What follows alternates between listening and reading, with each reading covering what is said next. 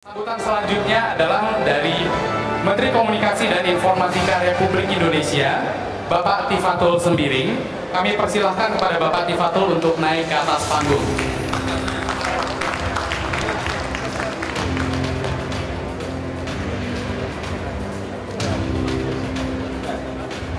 Assalamualaikum warahmatullahi wabarakatuh.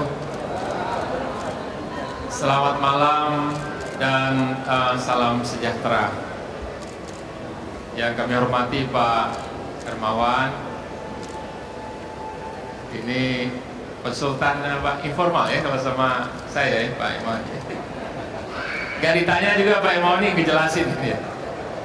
Kemudian eselon 1 dari Kominfo, juga kepala daerah ini banyak sekali hadir ya dari Aceh, Bekasi ada nih Bekasi. Biasa pakai baju koko Ustaz. Dasi. Saya pakai dasi, mohon maaf ini karena baru MOU sama Menteri ICT Jepang. Jadi saya bingung cari pantunnya dari Pak Hermawan. Ya, apa pantunnya? Jadi terakhir saya bilang ke Tokyo mau beli emas. Arigato. Hah? Bukan saya mas. Kami berpantun tuh perlu kreatif ya, termasuk industri kreatif juga. Nanti dijadikan konten Pak Indro ya. Baik rekan-rekan semua, saya tidak sebutkan Bapak, Ibu-ibu kepala daerah. Banyak sekali di sini, ada abang saya Indra Chatri, ada Pak Wali Kota Solo. Wali Kota Solo ini saya yang dukung dulu ini sama Pak Jokowi. 2 kali lagi ya Pak Wali ya. Dan seluruh hadirin hadirat yang saya hormati. Ini pembuka saja. Hari gini tidak berhati-hati bisa celaka kita di jalan. Hari gini tidak kenal ICT, daerah bisa ketinggalan.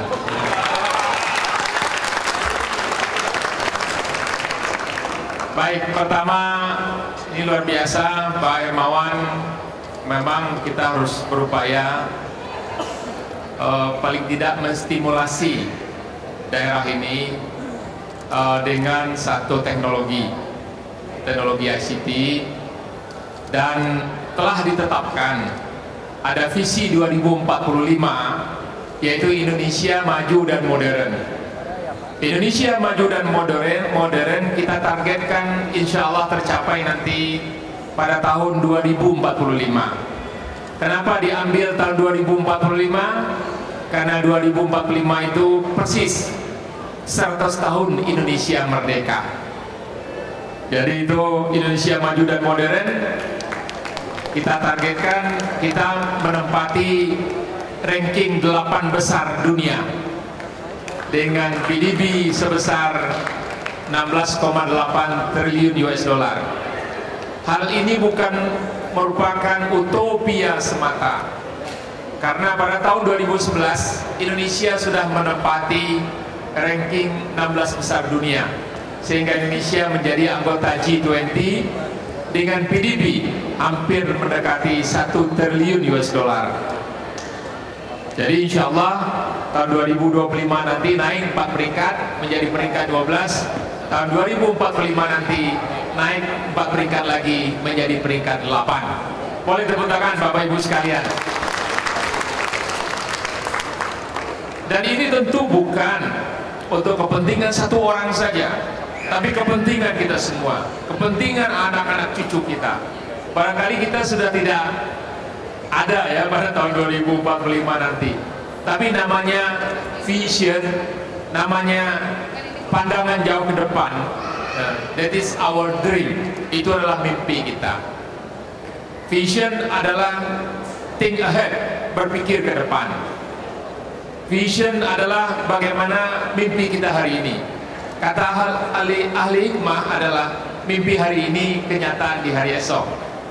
Jadi ini juga sekaligus memberikan satu direction kepada kita, satu arah yang akan kita tuju secara bersama-sama.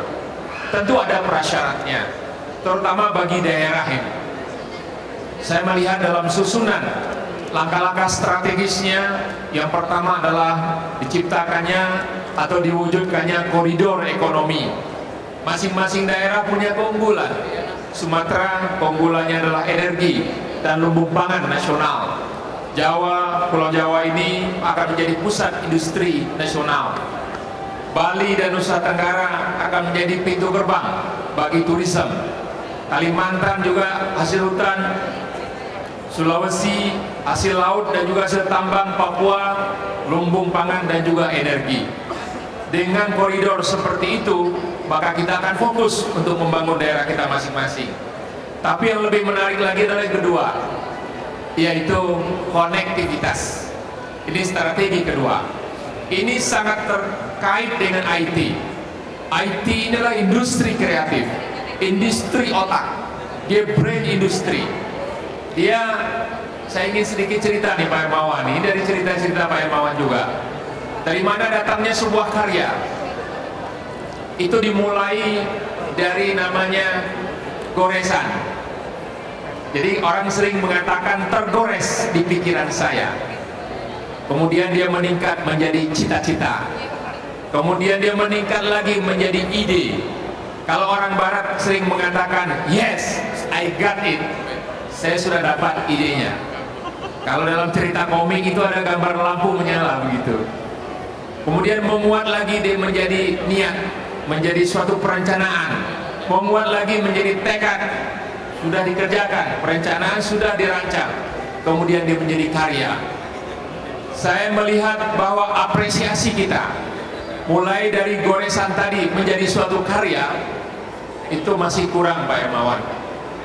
Saya sering mengatakan dalam sambutan-sambutan saya, suatu pemerintahan yang kejam adalah pemerintahan yang tidak memberikan ruang bagi anak-anak generasi bangsanya untuk menumbuhkan kreasi dan inovasi tadi. Dan setelah jadi inovasi pun, kita berkewajiban menyediakan ekosistem. Ekosistem, saya setuju dengan Pak Hermawan ini.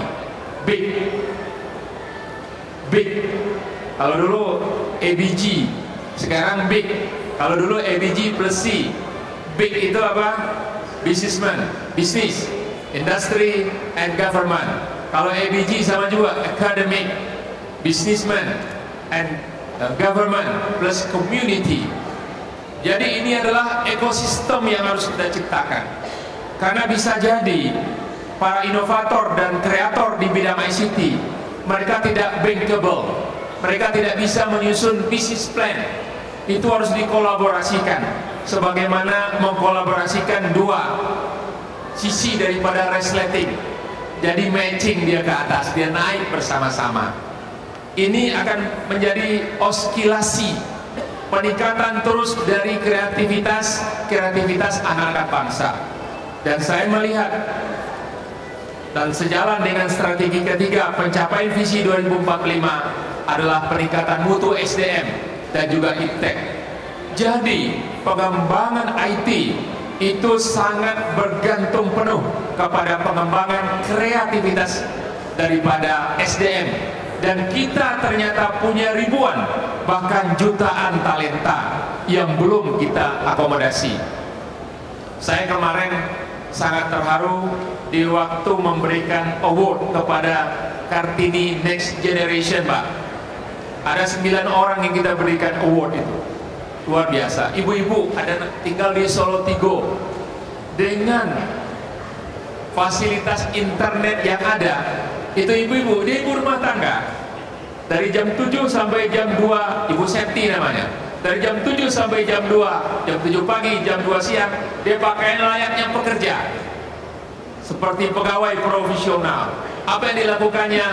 Yaitu dia mengajar di 20 titik internet dari rumahnya langsung. Dia memberikan pencerahan kepada ibu-ibu yang lain, kepada anak-anak yang lain yang tidak bisa mengecap bangku pendidikan di sekolah formal. Itu luar biasa. Ada emak-emak.com. Oh, ini juga menarik, gerakan ibu-ibu. Ada apa? Cerita perut. Itu anak muda. Ada lagi yang punya perpustakaan online, dan dia membangunnya bukan di Jakarta, bukan di daerah perkotaan, di Papua. Itu anaknya masih belasan lah gitu ya. Luar biasa. Jadi saya pikir ke depan kita harus bersama-sama. Infrastruktur kita bangun, mulai dari fasilitas telepon, internet masuk ke pedesaan, masuk ke kecamatan, kita tambah lagi dengan fiber optik. Insyaallah Pak Indra, kapan itu rencana? Ya, tinggal kita koneksikan dari Manado ke Ternate terus ke Papua, kita akan berhasil menyebutnya sebagai Indonesia Connected, Indonesia yang tersambung, yaitu tersambung dengan jalur fiber optik. Ini adalah jaringan broadband, dan kalau ini terwujud sampai Papua, Anda bisa bayangkan bagaimana dampak ekonominya. Karena menurut riset World Bank pada tahun 2009, bahwa penetrasi 10% di suatu negara mengenai jaringan broadband itu akan meningkatkan PDB sebesar 1,38%.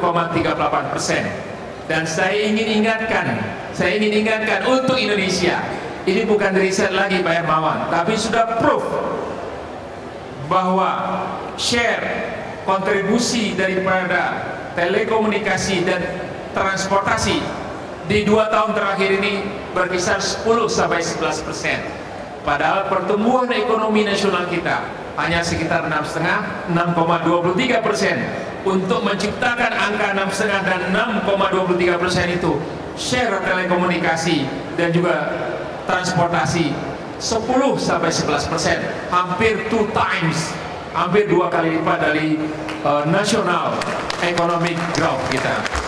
Jadi sekali lagi saya mengucapkan terima kasih ini Pak Hermawan, teman-teman dari Telkom, Indonesia Digital Society Award. Walaupun ini sifatnya masih stimulate ya, untuk merangsang pertumbuhan, tapi saya hanya ingin menggarisbawahi bahwa daerah bisa mencuat terlebih dahulu sebelum yang lain-lainnya maju. Saya ambilkan contoh success story BlackBerry misalnya. Jadi di Waterloo dulu pemerintah Kanada menyambungkan fiber optik dari Ottawa, ibu kota Kanada, ke Waterloo. Kemudian di situ didirikan lembaga riset, karena sudah ada fiber optik, ada lembaga riset yang di bidang IT, namanya adalah RIM, Research in Motion. Jadi ini tadinya bukan lembaga bisnis. Setelah mereka riset, mereka menemukan teknik compressing terhadap data, di mana kalau suatu sejumlah data dikompres, maka penjumlahan data yang besar tidak berdampak signifikan kepada penggunaan spektrum pada saat itu. Dia patenkan, kemudian BlackBerry mengembangkan itu, dan diciptakan chip-chip baru 2G. Saya kemarin nge-tweet ini kejaksaan salah saya bilang ya, untuk mendapatkan 2G itu pakai 3G, saya bilang begitu. Ini intermezzo supaya nggak terlalu serius lah ya. Jadi saya katakan bahwa yang menemukan chip 2G, 3G, 4G, bahkan sudah sukses diuji coba 5G, ternyata orang Indonesia. Namanya Insinyur Sehat Sutarja. Saya sudah dua kali ketemu dan sudah ngajak makan malam dengan beliau di sini. Beliau adalah CEO Marvel Group. Dengan demikian Anda tahu produk BlackBerry sempat meledak di dunia internasional dan dibeli oleh banyak kalangan. Satu lagi di Finlandia, ketika pemerintah Finland membangun ke suatu kota kecil, di situ ada universitasnya, mahasiswanya main-main membuat game, ya, namanya Jeko. Jeko seorang mahasiswa sudah juga datang ke kantor. Saya tanya bagaimana pengalamannya. Dia rupanya ada sambungan fiber optik broadband. Ternyata dia menemukan satu game, dan game itu dimainkan hari ini oleh lebih dari 300 juta orang di seluruh dunia. Namanya Blackbird. Angry Bird maksudnya ya. Saya ngetes ingatan aja. Maksud saya, kenapa kita nggak ciptakan Smile Bird gitu ya, tapi dia buat Angry Bird. Orang tua pun main ya. Itu ada para eksekutif juga di pesawat, saya pikir asik-asik, rupanya lagi main Angry Birds itu. Ini success story. Dan ini menurunkan angka daripada polusi. Karena dengan menggunakan IT, kita memperkecil transportasi, artinya pembakaran daripada bahan bakar semakin sedikit. Dan ini adalah green industry.